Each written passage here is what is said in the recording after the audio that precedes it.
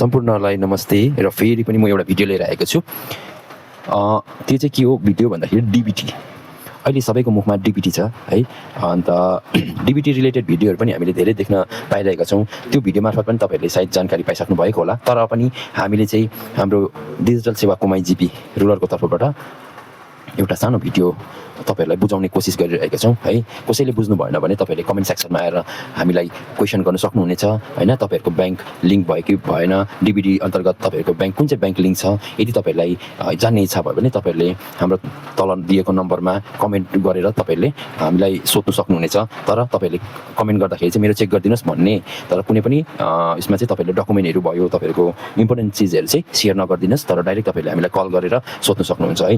ल, आज डिबिडी भनेको चाहिँ के हो भन्दाखेरि चाहिँ अब डिबिडीको फुल फर्म चाहिँ डाइरेक्ट बेनिफिट ट्रान्सफर भन्छ होइन।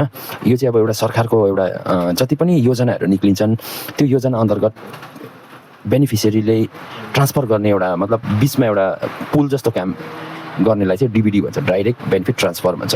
अब गभर्मेन्टको स्किम हुन्छ तर बेनिफिसियरीसम्म पुर्याउने एउटा माध्यम चाहिँ हो डिबिडी। तर यसमा चाहिँ तपाईँको आधार कार्ड, फोन नम्बर, एकदमै ब्याङ्कको खाता लिङ्क हुनु जरुरी छ।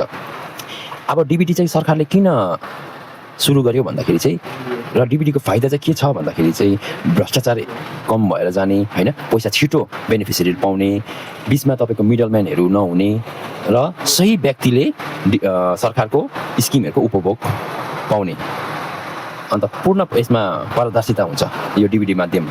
त्यसले गर्दाखेरि चाहिँ अब गभर्मेन्टको त धेरै स्किमहरू छ र म केही स्किमहरूको नाम भन्न चाहन्छु। त्यो चाहिँ कुन कुन स्किम हो जुन चाहिँ डिबिडी मार्फत चाहिँ हामीले पैसा पाइरहेको छ बेनिफिसियरीले। त्यो चाहिँ हो पिएम किसान जो चाहिँ फार्मरहरूलाई दिने गर्छ होइन।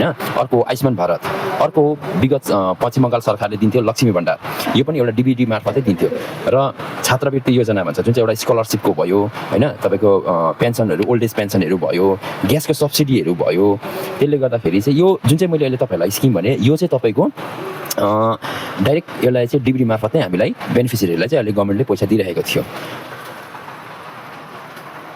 डिबिडीको लागि चाहिँ के कुरो चाहिँ जरुरी छ भन्दाखेरि चाहिँ ब्याङ्कको खाता, मैले अघि नै भनिहालेँ है अगाडि नै, आधार कार्ड, मोबाइल नम्बर र आधार कार्ड चाहिँ ब्याङ्कसँग लिङ्क भएको हुनुपर्छ। र म तपाईँहरूलाई लाइभ मार्फत डिबिडी आफ्नो कुन चाहिँ ब्याङ्कसँग लिङ्क छ त्यो म तपाईँहरूलाई लाइभ मार्फत मेरो आफ्नो आधार कार्ड मार्फत देखाउन गइरहेको छु। तपाईँहरूले मेरो स्क्रिनमा देख्नुहुनेछ।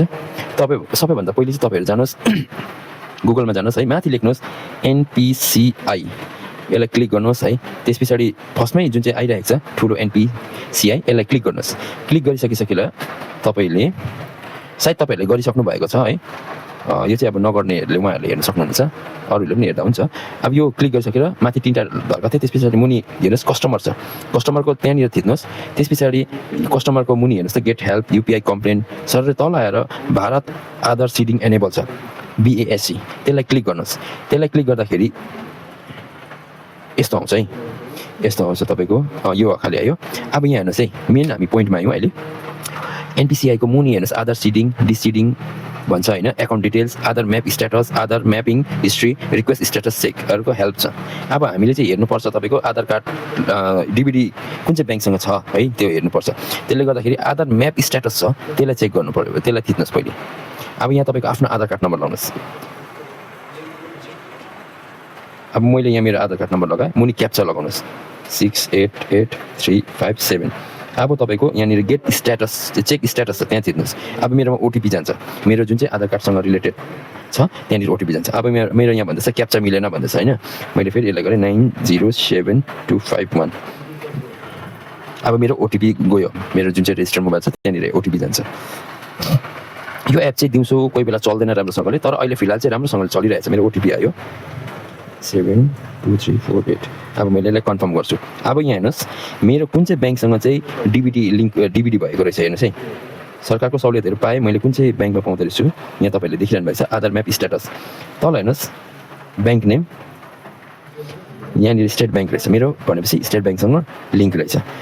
यसरी नै तपाईँहरूले आफ्नो डिबिडी कुन चाहिँ ब्याङ्कसँग भएको छ त्यो तपाईँहरूले सजिलोसँगले हेर्न सक्नुहुनेछ। कसैलाई असुविधा भए तपाईँहरूले हामीलाई कमेन्ट सेक्सनमा भन्नुहोस् या त हामीलाई कलै गरेर सोध्नुहोस्, हामी तपाईँलाई बताइदिन्छौँ।